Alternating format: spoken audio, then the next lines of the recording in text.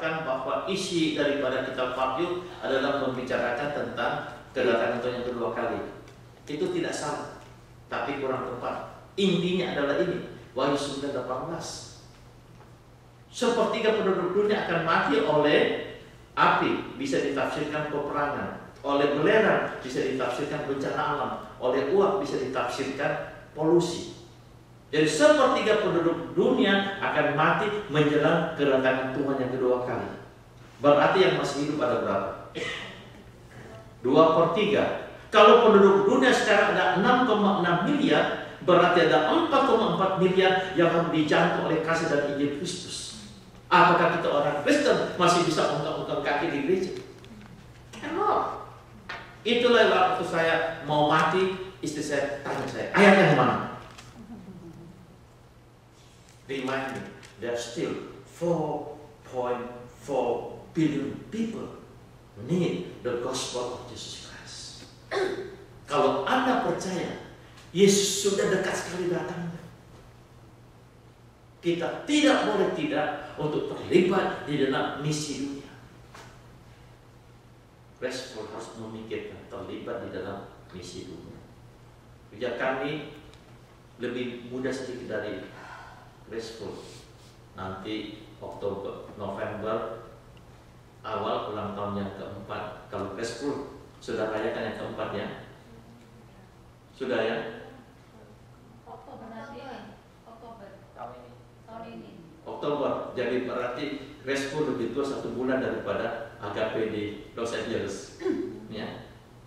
Kami sekarang di Amerika sudah ada 3 gereja Agape. Di Indonesia sudah ada 10.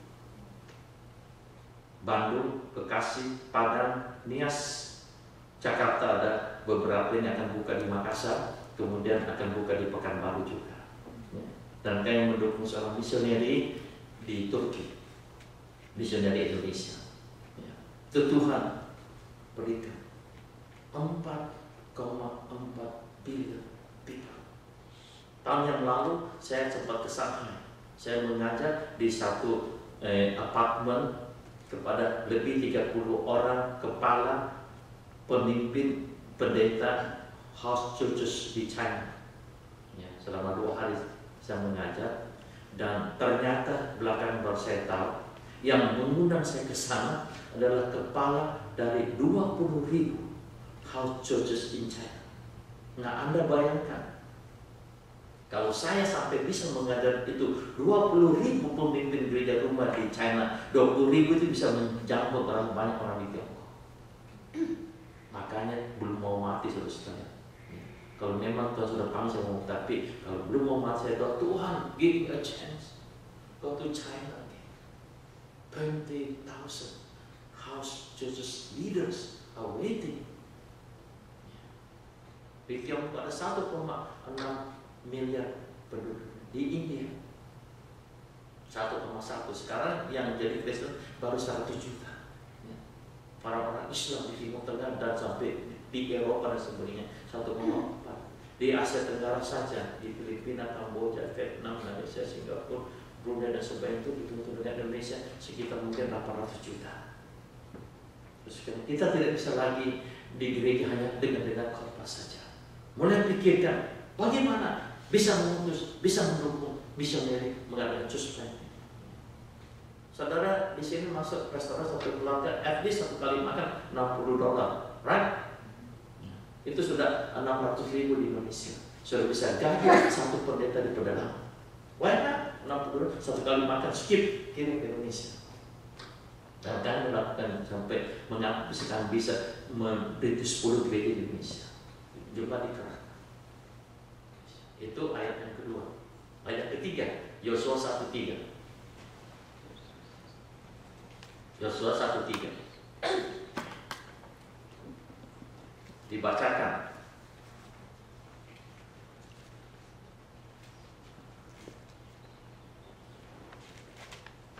Wilson baca. Wilson baca. Yosua 1:3.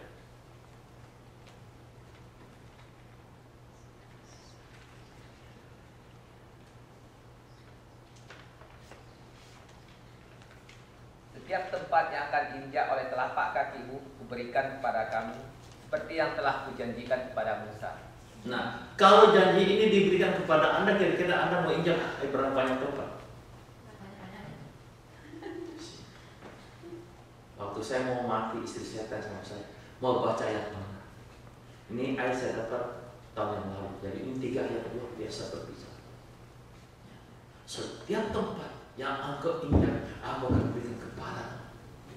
Jadi mau kemana satu sekali? Pasti ada cita-cita. Di Asia Tenggara.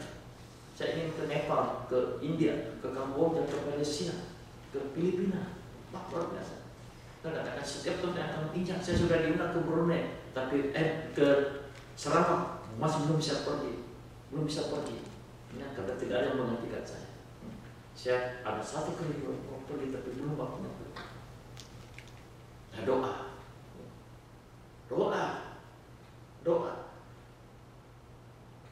Nyawa itu sudah di ujung tanduk pun Tuhan mengatakan jangan pergi dulu, kembali. Doa. Menghadapi badai, Tuhan katakan dirikan rumah dan sebagainya. Doa yang betul, doa yang benar. Ada apa saudara sekalian? Mari sekarang tingkatkan kehidupan doa saudara. Yang kedua, dalam hubungan dengan harta. Dalam hubungan dengan harta, memuliakan Tuhan dengan harta kita. Nah, waktu persekutuan hari Jumat yang lalu saya sudah singgung dari Amsal 3 ayat yang ke-9. Muliakanlah Tuhan dengan hartamu dan hasil pertama daripada segala penghasilan. Saudara sekalian, di tengah dunia di mana orang mementingkan diri sendiri dan menjadi hamba uang, kita menjadikan uang hamba kita. Ada amin? Kita bukan jadi hamba uang, tapi uang yang menjadi hamba kita. Kita perlakukan dia sesuai dengan kehendak Tuhan. Dikatakan muliakanlah Allah dengan hartamu. Terus sekalian, ini adalah perintah yang radikal. Tuhan berkata, janganlah kamu mengumpulkan harta di bumi ngengat dan karat rusaknya, dan pencuri membongkar serta mencurinya. Tapi kumpulkanlah hartamu di surga ngengat dan karat tidak akan merusakkannya, dan pencuri tidak akan membongkar serta mencurinya. Karena di mana hartamu berada, di situ juga hatimu berada. Nah, di mana harta saudara sekarang? Di BOA, betul tidak? No, harta kita adalah di surga. Terus sekalian, hidup berbahagia muncul di berkati Tuhan jika engkau berpikir menyimpan harta di surga, memuliakan Allah di surga. Itulah sebabnya gereja yang saya dirikan sejak awal. Kami sudah komit 10% dari persembahan untuk misi.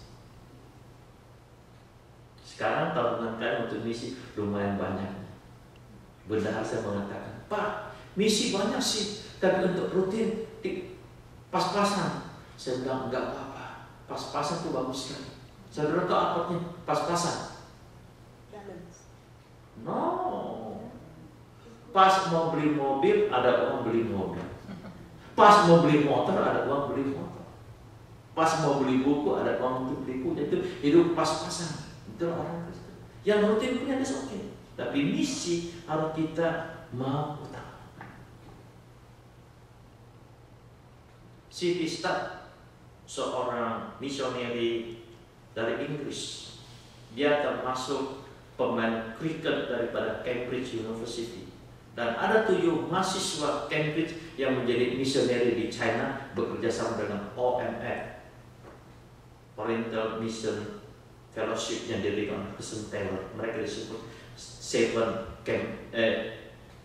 Cambridge 7 atau The 7 Cambridge begitu. Ya, nah dia itu bapaknya kaya.